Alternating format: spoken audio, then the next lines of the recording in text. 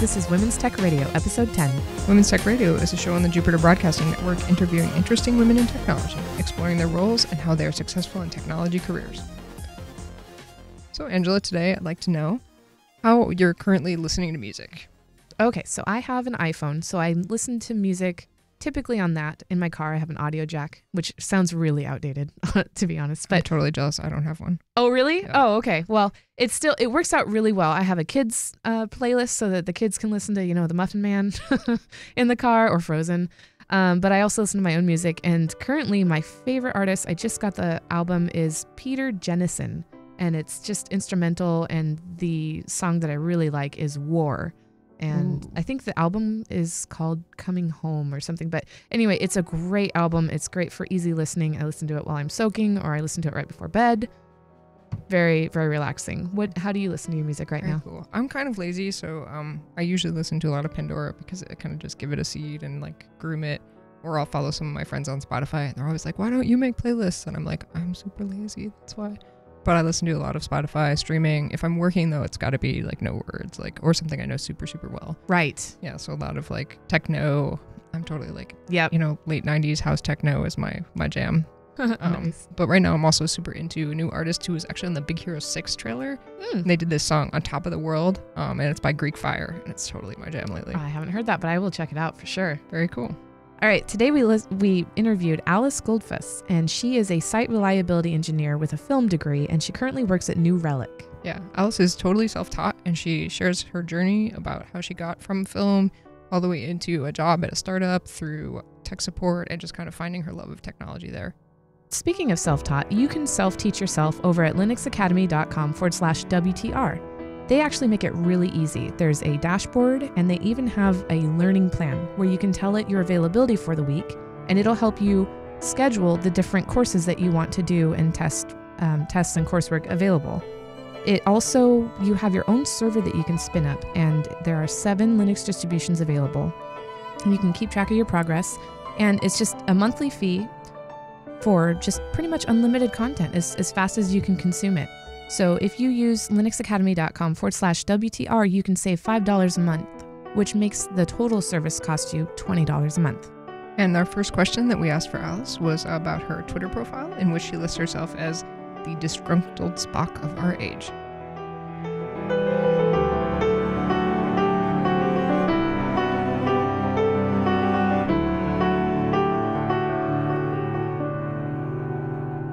That was actually a quote from a friend and coworker who described me as a disgruntled Spock of our age, because I recall it being a joke regarding some sort of emotional response and me not knowing what to do with it, and him being like, it's fine. I understand you're the disgruntled Spock of our age. I also use that as a Twitter description because I see a lot of people describing themselves on Twitter in relation to their jobs and their hobbies, as opposed to just, I feel like, them as people. You go to a lot of Twitter accounts and you'll see I work at this company, I'm a husband, I'm a Rubyist, and that sort of a thing. And I might get more followers if people knew I directly work with tech and what I do there, or that I'm a writer or some things. But I'd rather just have a random profile that might describe me kind of as a person. And if people like that personality, they can follow based on that. Yeah, I've always been a little bit thrown off by the question, what do you do, as the first question that we ask people, instead of who are you? Yeah. And I'm from the Northeast, New York, and that is how you introduce people there, is oh, this is so and so, and what do you do? It's very much in reference to what do you do to make money? What worth are you to the economy? How can I use you to get ahead? No. So I understand that culture because I'm from that culture. I'm from the Boston area, so that's probably where that comes from for me. Mm-hmm. Yeah. So you work for New Relic. Can you describe your position there? Sure. Just to give some background on New Relic for any listeners who might not know, we are a software analytics company that started out doing application performance management. And the elevator pitch on that is application performance management shows you where the bottlenecks in your applications are. We give you an agent, you put it on your web app, and then you can see, for example, what pages are loading slow so you can correct your code. And now we do software analytics, so any sort of data that you are able to send us using our API, we can store and allow you to analyze and query. And my job at New Relic is I'm a site reliability engineer, which means I work on our site engineering team, and I help maintain the infrastructure and availability of our products for our users. Would you consider yourself front end or back end or full stack or? I mean, my job right now is back end, definitely, but I have slowly made my way up the stack. Like I was previously a software engineer doing web development, and I've also worked in tech support. So I have a pretty good idea of how things fit together, but I prefer the back end. I like working with servers. I think that's interesting to think of. You started at front end and ended up at back end, and that's going up the stack. Yeah. Yeah, isn't that weird? Yeah. It doesn't make sense to me either, but that's how it's described. But the back end is like the crucial and important side, so it makes sense in terms of importance. You can't have a front end unless you have a good back end. That's true. Yeah. Right? I guess if you're thinking about it that way, like the order of importance sort of a thing, it's on top. But I always think of it as more of like the foundations of a house.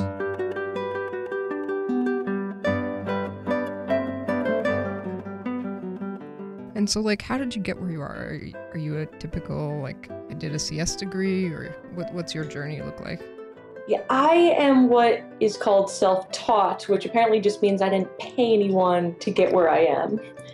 So I do not have a CS degree. I actually graduated in film, which I use every time I take a selfie. I just put that degree to such good use. And, the glares. Oh, got it, finally. Thank God I have that BFA. So I started out in tech support and moved into software engineering, and now I'm working with the servers, as I said, and a lot of that was using online resources and mentors and going to meetups and just doing a lot of self-study and just learning on the job as I went. Did you find that like created a lot of roadblocks for you because you didn't have the degree, especially like jumping in at a big startup? I was really worried that it would. When I interviewed at Relic, I thought that the fact I didn't have a CS degree would really work against me. But in fact, I wouldn't say it helped me that I didn't have a degree, but it wasn't an issue because especially it seems on West Coast startup culture, from what I've seen, a lot of people like that scrappiness. And they can say, oh, you went to Harvard or Cornell, you did everything you were supposed to do, and now you have a job as a software engineer. And so you can do what's expected of you if you have the books, sort of a thing. But if they see someone that kind of pulled themselves up, they know, hey, this person, if I give them an issue, they can think about it critically and teach themselves and come out on top and find the correct resources. And I feel like that's much more valued with the culture and the companies that I have seen and interacted with. So when did you get started in technology? Was that right out of high school? Did you start in high school? Was it just was it a hobby first? Yeah, it was more of a hobby first. I had that kind of backwards thing. I feel like I see a lot of people who were technical for most of their lives and have CS degrees, and then they realize like, oh, what I really want to do is paint pictures of sad children. And big eyes, right? Yeah, it's big eyes. And I'm sort of the opposite, where technology was always in the background. My father worked at IBM. We had computers in the house before many people. But it was just, I never really thought I could make a living at it, or I didn't find it interesting. It was just something that was there. So I went to school for film. And then when I graduated, I got a tech support job to help pay my student loans while I continued to work in advertising. And then that just turned into me going like, well, this is actually fun. I'm going to teach myself programming and go from there. And was there a particular resource or online? Sure. Yeah, I've used tons of resources. I'd say the one I started out with, I think it's Learn to Program 101 or Programming 101. It's by Chris Pine, and you start out with Ruby. It's actually really interesting because I work with Chris Pine now at New Relic, and he's a really nice guy. So I started out with that, but I'd say the biggest impact was a Coursera. It's coursera.org. They offer free college-level classes taught by college professors, and you can even earn certificates of completion to show people. And I took one through Rice University called Intro to Programming, where they taught you programming basics using Python. And you made little games to understand the concept. So you start out with a text like rock, paper, scissors idea, and by the end of it, you were making an interactive version of asteroids. And that was very helpful. That's the closest I've had to any formal education, even though it was free. I did classwork, I did homework. That was stuff I worked on for, I think, 10 weeks.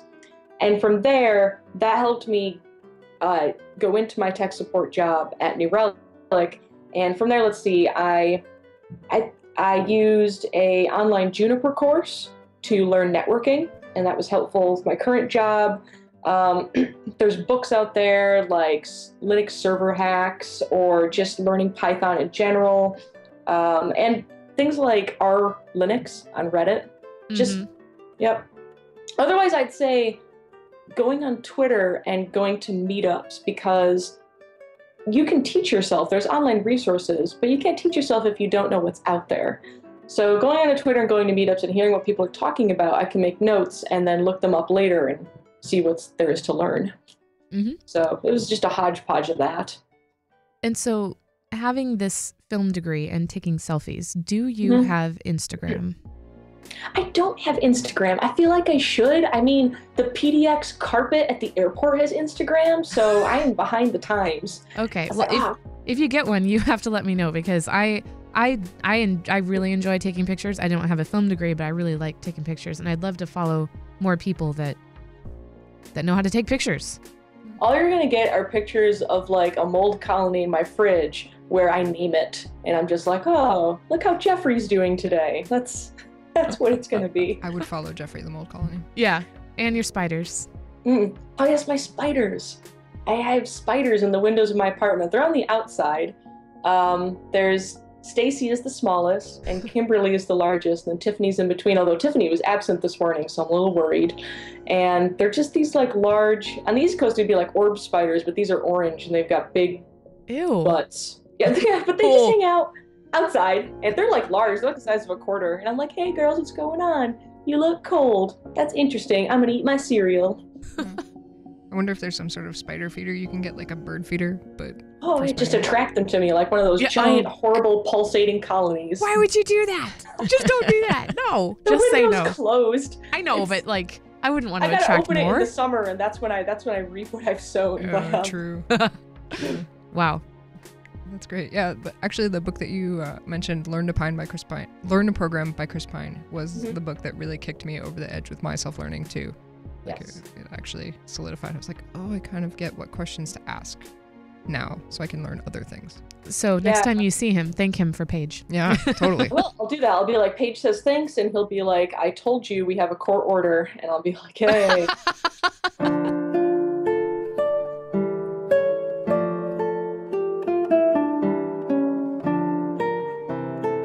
So what do you do in your free time besides at New Relic? Are you super geeky in your free time as well?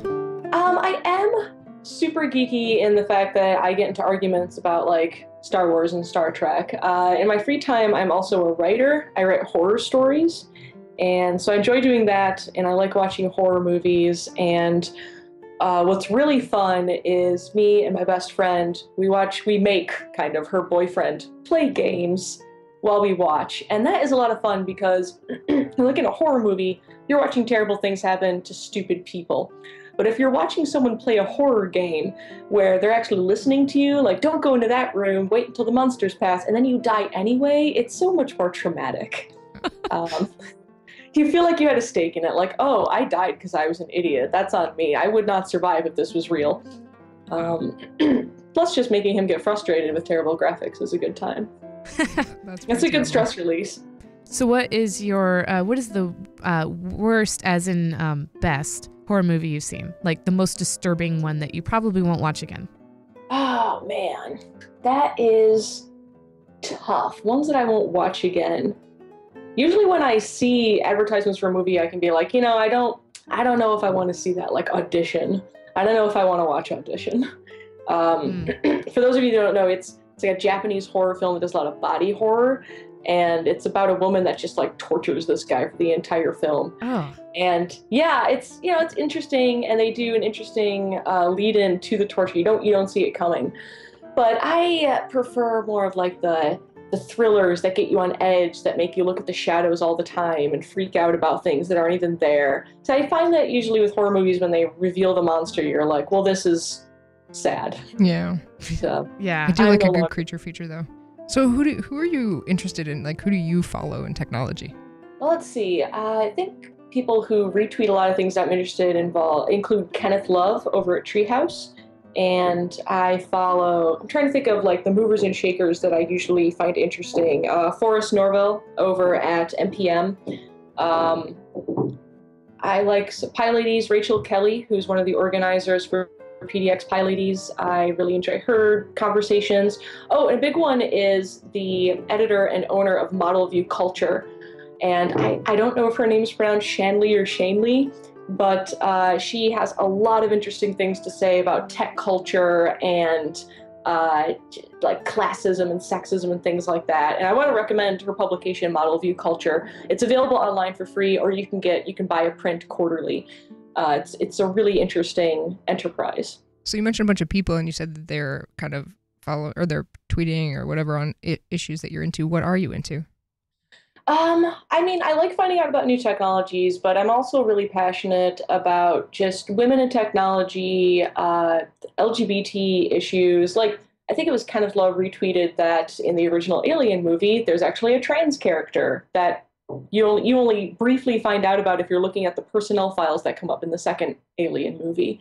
So I just find things like that interesting. Representation in media, the leaky pipeline. People talk about, oh, we're trying to educate girls and get them interested in tech, but then we also have to consider how we are hanging on to the women who are already in tech. I like discussing those issues. How do you find it working as a woman in tech, especially at a kind of a hot startup right now? Like, is it something where you feel valued because you do bring diversity and interesting opinions, or? Yeah, I actually feel great at New Relic. I have had my fair share of sexism and obstacles in previous employments, but New Relic has been fantastic. They really try to make everything very comfortable and diverse. I remember when I first joined, I've been here for like a year and a half now, which actually makes me on the old timer side of things. But within my first week or two, there was a meeting where the head of HR and the actual president of the company invited all of the women in the Portland office into a meeting to discuss how comfortable we felt there and what we would like to see change. And at the time, the women in our office could fit into like our large conference room very comfortably. We were also a smaller company, but proportionally, there were some off things. Do you think like what percentage was women back then, like roughly? I honestly don't know. I think we've kept it pretty consistent. There was a spreadsheet. There was a woman doing a spreadsheet through GitHub that generated an Excel spreadsheet where startups could offer their percentages of women. And we were up there, I think, in like the 20% as of like a year ago, which, I mean, plenty of room for improvement, but we were actually pretty high up when it came to similar startups with our amount of people. Yeah, sadly, 20% is high. Yeah. But like a year and a half ago, they asked us what things were important to us, and we didn't have a lot of female engineers. We didn't have any female executives. We wanted more, diverse hirings, and we wanted women's T-shirts. That was like a big thing. And I have seen all of those things come true. We have at least 2 female executives now. We have tons of female engineers and female engineering managers. We have female size T-shirts, and New Relic really tries to reach out and increase their diverse hiring. Like, we were a big sponsor and recruiter through Hackbright, which is a boot camp down in San Francisco for women, stuff like that. So I really feel like my voice was heard, and I feel very comfortable in this office and in this culture. Do you think that you would have had that sort of comfort if it wasn't for the intentional movement of the company? Like, do you think it's something that, like, the intentional movement was key? I mean, the intentional movement was nice because we asked for things and we saw them happen. But even if that hadn't happened, people are very understanding of things. Like, I remember there was a movement just amongst employees to phase out the phrase guys. Like, hey guys, can we do this? Because there were people who were silently having issues with that, So we picked different things to call people. Some people called them nerds. I call them friends. So I'm sending out an email to people. I say, hi friends, instead of hey guys. I'm from New York, so I want to say hey guys all the time, but I and other people are very specifically altering our language and just little things like that all over the place to make sure people feel accommodated. That is great. It's great. We have chat rooms that are private and like just for women or people who identify as women to talk to in like a safe space. We have lots of meetups. We have an open knitting lunch. I mean, of course, men are invited, but knitting was something that a lot of the female engineers here kind of bonded over. So we just have a very public knitting lunch where people sit around and knit every week. And that is very accepting and I feel like very visible. I always kind of like to know, one more thing, what gets you fired up of what's coming next? Like, what about technology as you like eyes on the future? Like, what sparks your passion? Well, being in ops, we like things that are, like stable and safe. Like I have to say, I just got an iPhone 5S. I had a 4 for years.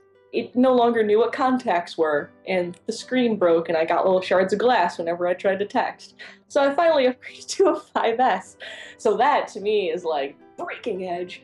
I mean, I've been checking out like systemd and Spawn to try, like, not as a Docker replacement, but to see how they're doing things that Docker possibly isn't, just to manage Linux containers without Docker.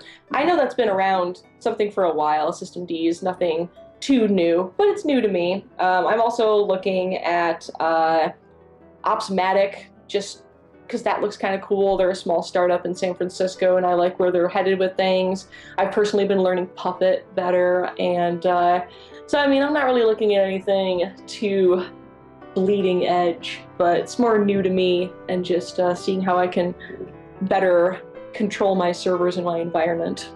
I think in any other industry, any sort of containerware would be like cutting edge. So I think you're good there. Okay, good. Well, thank you so much for joining us, Alice. This has been fantastic.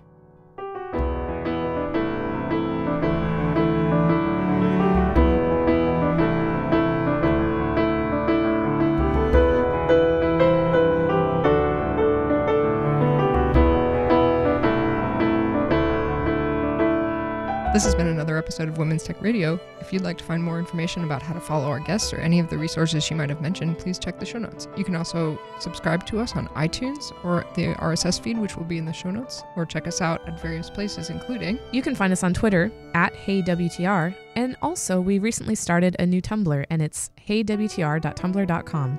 And the really cool thing is that there you will find a complete transcript of the shows. So you can, if you'd rather read the show than listen to it, it is all right there.